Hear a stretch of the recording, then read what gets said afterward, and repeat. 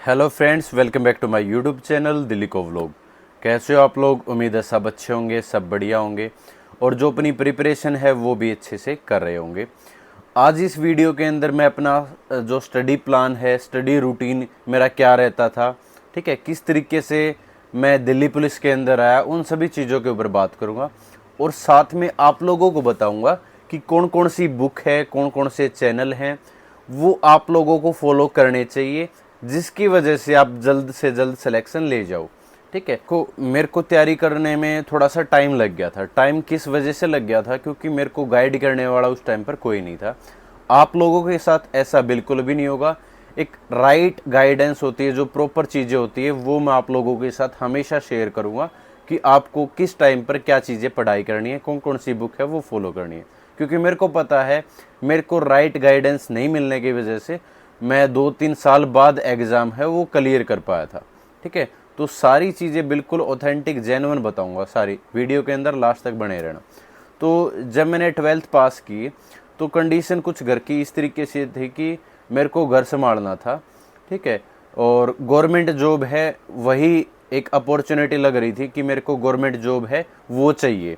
ठीक है, तो गवर्नमेंट जॉब की तैयारी के लिए मैं चला गया था केडी कैंपस, एक ठीक है इंस्टीट्यूट है वहाँ पर। तो मेरी उम्र हुई थी 17.5 साल तक, 17.5 साल की उम्र हुई थी, इसलिए मैं सिर्फ नेवी और एयरफोर्स का ही एग्ज़ाम, एनडीए वगैरह का एग्ज़ाम है वो दे सकता था। इसलिए मैंने कोचिंग भी एयरफोर्स के लिए, एनडीए के लिए गया था मैं। लेकिन उस टाइम पर केडी कैंपस वाले वो कोर्स रन नहीं कर रहे थे, जिसकी वजह से उन्होंने सीजीएल का बैच है वो मेरे को रिकमेंड किया कि आप सीजीएल का बैच है वो ले लो, आपका ओवरऑल जितने भी और भी सब्जेक्ट है वो कवर हो जाएंगे और सारे एग्ज़ाम हो दे पाओगे। वहाँ पर मेरा वो था गलत डिसीज़न, क्योंकि मेरी जो उम्र थी वो 17.5 साल थी और ग्रेजुएशन भी मेरी 3 से 4 साल बाद कंप्लीट होनी थी, क्योंकि मैंने बी फार्मेसी कर रखी है।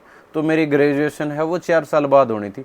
तो 4 साल बाद तक तो ये है नहीं कि मैं वेट करता रहूँगा कि सीजीएल के फॉर्म आएंगे और तब मैं अप्लाई करूँगा। ठीक है, क्योंकि उस टाइम पर सिर्फ प्रॉपर आपको जिस चीज़ की आप प्रिपरेशन कर रहे हो उसी चीज़ की करनी चाहिए। क्योंकि मान लो जैसे एयरफोर्स का है या एनडीए का, उसमें इंग्लिश इतना ज़्यादा मेन रोल नहीं रहता, क्योंकि सीजीएल में, सीपीओ में वहाँ पर इंग्लिश ज़्यादा इंपॉर्टेंट रह जाती है। ठीक है, तो वहाँ पर उस हिसाब से वो प्रिपरेशन करनी पड़ती है। मान लो अगर आप रेलवे का एग्ज़ाम दे रहे हो, ठीक है, तो आपको उस तरीके से तैयारी करनी पड़ेगी कि आपको इंग्लिश वाला पोर्शन नहीं चाहिए। ठीक है, तो इंग्लिश पे अगर आप टाइम दे रहे हो, मैं 17-18 साल का ही इंग्लिश पे टाइम देने लग गया था, इंग्लिश की जो बुक्स है वो पढ़ने लग गया था। वो मेरे लिए इतना मतलब बेनिफिट नहीं था। क्यों नहीं था? क्योंकि मेरे किसी भी एग्ज़ाम के अंदर इंग्लिश नहीं आने वाली थी। ठीक है, तो मेरा सारा टाइम है वो उस पर भी जा रहा था। मैथ मेरा स्टार्टिंग से ही वीक रहा है। ठीक है, वो आप ये मान लो कि स्कूल टाइम से भी वीक रहा है। मेरी जीएस वगैरह, साइंस वगैरह अच्छी थी। ठीक है, मैं बच्चों को ही पढ़ाता था साइंस वगैरह, तो उसमें ठीक ठाक मामला था मेरा। तो उसके बाद क्योंकि वो कोर्स तो मैंने कंप्लीट करना ही था, क्योंकि मैंने बैच परचेज कर रखा था और पैसे लगा रखे थे, तो वो मैंने कोर्स तो ठीक ठाक तरीके से कर लिया, कंप्लीट कर लिया। लेकिन उसके बाद जब मैं एग्ज़ाम देने के लिए, क्योंकि ये तो है नहीं कि आप 18 होते ही आपका कोई ना कोई फॉर्म आ जाएगा और आप अप्लाई कर दोगे या आपका एग्ज़ाम है वो हो जाएगा। उसमें थोड़ा सा क्या पता 6 महीने का, साल भर का गैप हो जाता। तो उस टाइम पे भी ऐसा ही हुआ था कि 1 साल तक कोई ऐसी वैकेंसी नहीं आई थी, ठीक है, कि जिससे मैं फॉर्म अप्लाई कर पाऊँ। तो उसके बाद मैंने हरियाणा के एग्ज़ाम है वो देने स्टार्ट किए, हरियाणा के कलरक के, हरियाणा पुलिस के, ठीक है, इस तरीके के बहुत सारे एग्ज़ाम दिए और जिसमें मेरा स्कोर है वो हर बार अच्छा रहा था। हरियाणा पुलिस के अंदर भी मतलब ऐसा होता था कि मैं एग्ज़ाम देता था और 2 नंबर से, 3 नंबर से, 4 नंबर से मेरा वो एग्ज़ाम है वो रह जाता था। तो मेरे को समझ में नहीं आता था कि मेरी गलती कहाँ है, क्योंकि हर बार कई बार पैटर्न चेंज हो जाता था। ठीक है, हरियाणा में तो खासकर ऐसा ही चलता है कि कई बार कुछ पूछ लिया, कई बार एनिमल हस्बेंड्री से क्वेश्चन पूछ लिए, कई बार किसी और एग्ज़ाम से रिलेटेड एग्ज़ाम क्वेश्चन है वो पूछ लिए। ठीक है, तो इस तरीके से मामला चलता था। लेकिन फिर भी मैं कोशिश करता था, जैसे मान लो अब की बार कंप्यूटर टफ पूछ लिया तो मैं कंप्यूटर के पीछे लग जाता कि कंप्यूटर है वो अच्छे से कवर करना है। ठीक है, या फिर रीजनिंग तो हमेशा ठीक ठाक ही रहती है। जीएस का कोई इस तरीके से क्वेश्चंस पुट अप कर लिए तो मैं देखता था कि वो क्वेश्चंस कहाँ पे हैं जो एग्जाम से आ रहे हैं।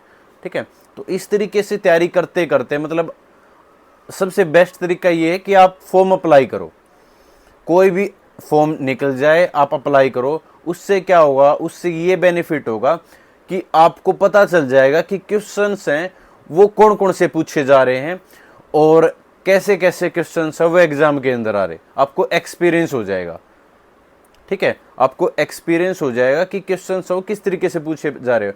और जब वो 3-4 आप एग्जाम दे लोगे ना, तब आप ल्यूसेंट वगैरह उठाओगे तो आपको ध्यान में आ जाएगा कि हाँ इस टॉपिक में से ये क्वेश्चन पूछे जा रहे हैं एग्जाम के अंदर, ये क्वेश्चंस इंपॉर्टेंट है। तो आपको जितनी इतनी बड़ी ल्यूसेंट है वो इतनी बड़ी नहीं लगने लगेगी, फिर वो छोटी सी लगने लगेगी, क्योंकि आपको पता है कि ये चीज़ें इंपॉर्टेंट है, आपको सिर्फ वही चीज़ें रिवाइज करनी है। ठीक है, तो मेरा तरीका आपको बता देता हूँ कि मैंने लाइब्रेरी भी ज्वाइन की थी। ठीक है, स्टार्टिंग में सिर्फ मैंने एक बार ही ऑफलाइन बैच है वो परचेज किया था, उसका मैंने बता दिया आप लोगों को कि उसका ज़्यादा बेनिफिट रहा नहीं था भाई। ठीक है, मैं उस टाइम पे ठीक ठाक मेहनत करता था लेकिन वो बेनिफिट ही नहीं मिला मेरे को, क्योंकि 1 साल बाद तक वैकेंसी है वो नहीं आई और जिस चीज़ की मैं तैयारी कर रहा था तब तक मेरी ग्रेजुएशन हुई नहीं थी। ठीक है, तो वो उस टाइम पर सारी चीज़ें फिर ख़राब ही गई वो। तो उसके बाद मैंने क्या किया कि यूट्यूब से और जो मेरे पास बुक थी, ठीक है, उनसे मैंने तैयारी स्टार्ट कर दी। और साथ में क्या गलती की थी मैंने, वो गलती और बता देता हूँ कि जैसे दिल्ली पुलिस का एग्ज़ाम आ गया, 2018 वाला मैंने एग्ज़ाम भी दिया था। ठीक है, तो उसके लिए एक बुकलेट आती है कि दिल्ली पुलिस 2018 या 17 इस तरीके से आपको एक बुक मिलेगी, उसमें सारे सारे सब्जेक्ट होंगे। आप कभी भी ऐसी बुक परचेज मत करना जिसके अंदर सारे के सारे सब्जेक्ट हो। ठीक है, उससे आपको बेनिफिट बिल्कुल भी नहीं मिलेगा। ठीक है, टाइम वेस्ट ही होगा।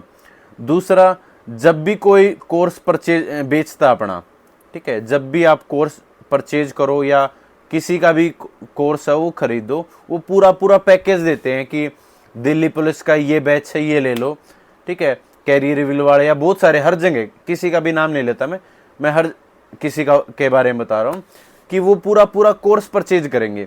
उसमें क्या होगा, सिर्फ एक सिंगल टीचर मिलेगा आपको जो अच्छा पढ़ाता होगा, बाकी उसके साथ ही क्या हो जाएंगे, वो पढ़ाने लग जाएंगे, चाहे आप वो कैसा ही पढ़ाते हो आपको सारा पढ़ना पड़ेगा। ठीक है, तो वो इतना ज़्यादा बेनिफिट नहीं रहता, कोर्स परचेज करने की ज़रूरत नहीं है। ठीक है, मैंने बताया था कि मैंने सिर्फ एक बार ही लाइफ के अंदर बैच लिया था, ऑफलाइन बैच था उस टाइम पे। उसके बाद हमेशा सेल्फ स्टडी की है। ठीक है, यूट्यूब से, ऑफलाइन, ठीक है, बुक से, और टेस्ट सीरीज़ भी बता दूं आप लोगों को कहाँ से लगाने, तो वहाँ से मैंने तैयारी की है। ठीक है, कि आप जैसे तैयारी करते जाओगे ना, गिरते पढ़ते समझते उन चीज़ों को, आपकी एक तैयारी है, अगर आप कंटिन्यूटी दिखाओगे ना, आपकी तैयारी एक उस लेवल तक आ जाएगी, आप कोई भी एग्ज़ाम देने बैठोगे वही एग्ज़ाम निकल जाएगा। ठीक है, तो पहला तरीका मैंने बता दिया कि ऐसी बुक परचेज नहीं करनी है जिसके अंदर सारे सब्जेक्ट हो। ठीक है, बेशक उसमें कुछ भी हो। दूसरा, ऐसा बैच नहीं परचेज करना जिसमें सारे टीचर हैं, अलग अलग टीचर हैं, ठीक है, वो अलग अलग पढ़ाते हैं और एक पूरा बैच नहीं। आपको अगर मैथ पढ़ना तो सिर्फ अलग से किसी टीचर से मैथ पढ़ लो, या इंग्लिश पढ़नी है तो किसी अलग टीचर से इंग्लिश पढ़ लो। जीएस का कोई अलग प्लेटफॉर्म के अंदर कोई अच्छा पढ़ाता तो वहाँ पे आप पढ़ लो। ठीक है, दूसरी चीज़, बैच परचेज वही लोग करें जो बिगनर्स हैं, जो बिल्कुल ही मतलब जिसको कुछ नहीं आइडिया कि मेरे को शुरुआत कैसे करनी है, मेरे को मैथ वो नहीं आता, रीजनिंग के बारे में नहीं पता मेरे को, वही लोग बैच है वो परचेज करें। बाकी आपका सारा ऑफलाइन बुक के द्वारा और यूट्यूब से, ठीक है, ऑफलाइन बुक के द्वारा और यूट्यूब से सारा आपका कवर हो जाएगा 100%, इसमें कोई दो राय नहीं है। ठीक है, तो आप अच्छे से बुक पढ़ो। ल्यूसेंट है तो ल्यूसेंट को आप बार 4 बार 5 बार पढ़ोगे ना, आपको आइडिया हो जाएगा क्या क्या इंपॉर्टेंट है। ठीक है, और क्या क्या पढ़ना है।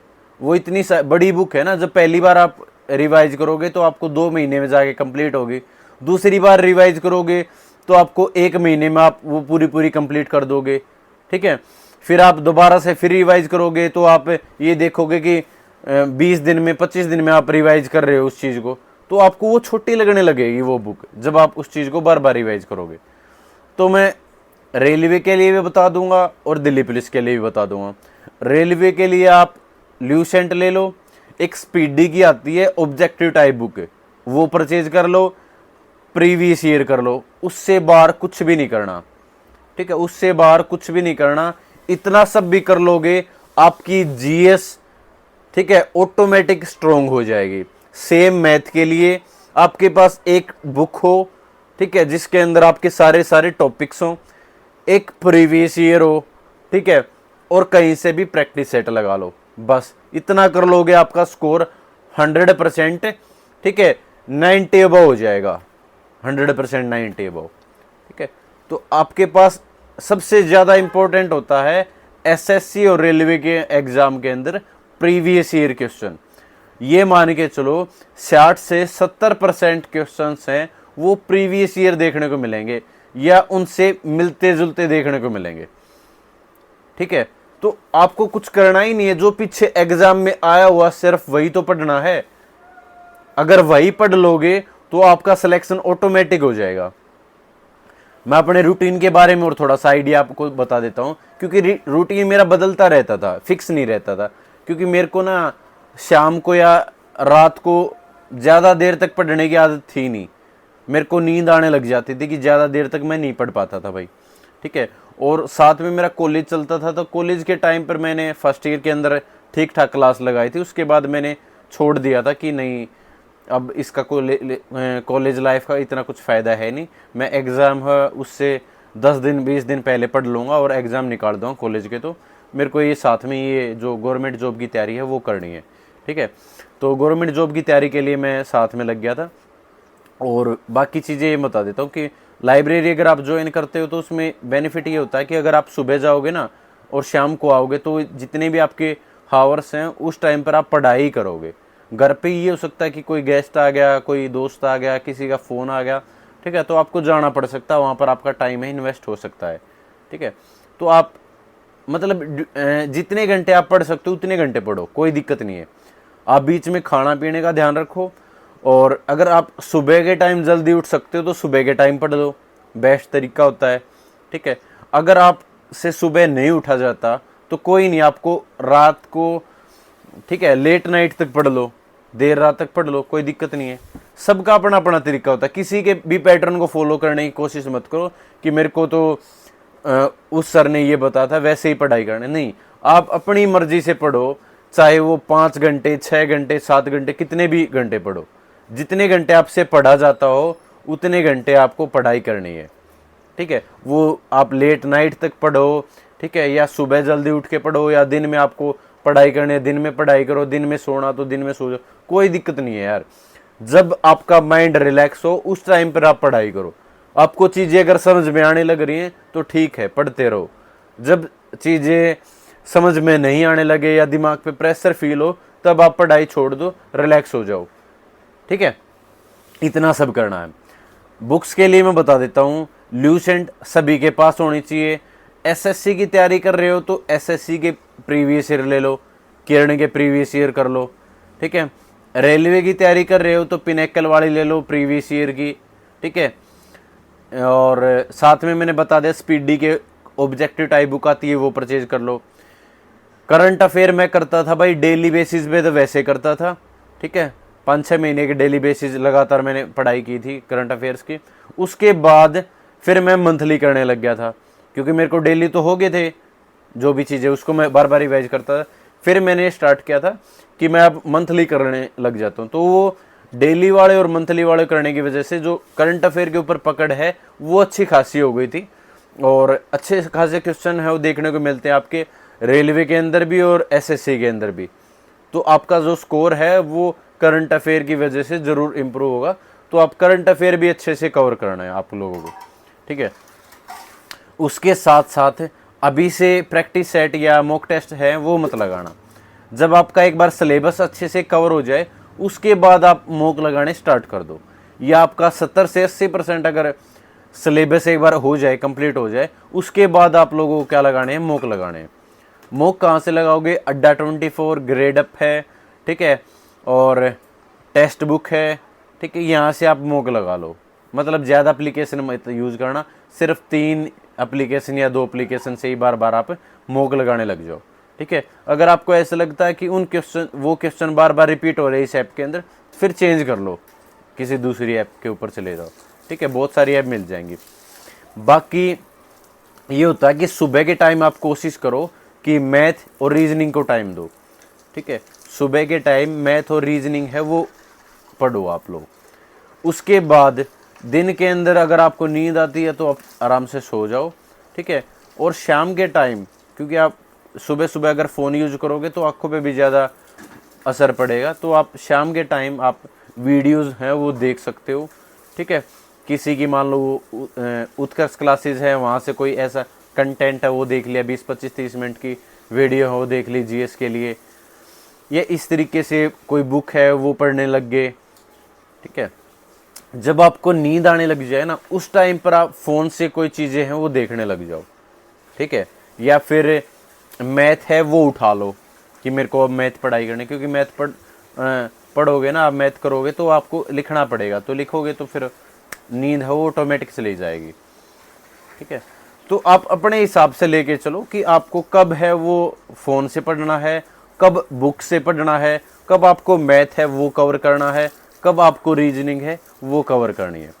हाँ, ये ज़रूर है कि आपको जो भी पैटर्न समझ में ना आए, मान लो रीजनिंग का कोई भी पैटर्न है वो समझ में ना आया, ठीक है, या बहुत सारे टॉपिक्स हैं, जब आप मॉक लगाओगे तो आपको पता हो जाएगा कि हाँ इन टॉपिक से, ठीक है, मेरे क्वेश्चंस है वो गलत हो रहे हैं, जैसे कैलेंडर से गलत हो रहे हैं, ठीक है, या फिर आपको टाइम वाले होते हैं, इनसे चीज़ें गलत हो रही है, तो उस टॉपिक को या तो आप यूट्यूब से देख लो या फिर आप बुक से देख लो, ठीक है। कि जो भी आपके टॉपिक्स, जहाँ से भी आपके क्वेश्चन नहीं बन रहे, जहाँ पर आपके मॉक टेस्ट के अंदर स्कोर आपका कम हो रहा है जिसकी वजह से, उन टॉपिक्स को स्ट्रॉन्ग करो, चाहे बुक से या फिर यूट्यूब से तो मिल ही जाएगा, ठीक है, कंटेंट। तो आप अगर इस तरीके से करते चलोगे ना, आपकी गलतियों को ओवरकम करते चलोगे, तो आपका सिलेक्शन है वो जल्द से जल्द हो जाएगा, उसमें कोई दो राय नहीं है, ठीक है। बाकी चीज़ें यार वीडियो थोड़ी लंबी हो जाएगी, तो बाकी चीज़ें और किसी वीडियो के अंदर मैं बताने की कोशिश करूँगा। तो तब तक के लिए थैंक यू सो मच, जय हिंद सभी को, नमस्कार।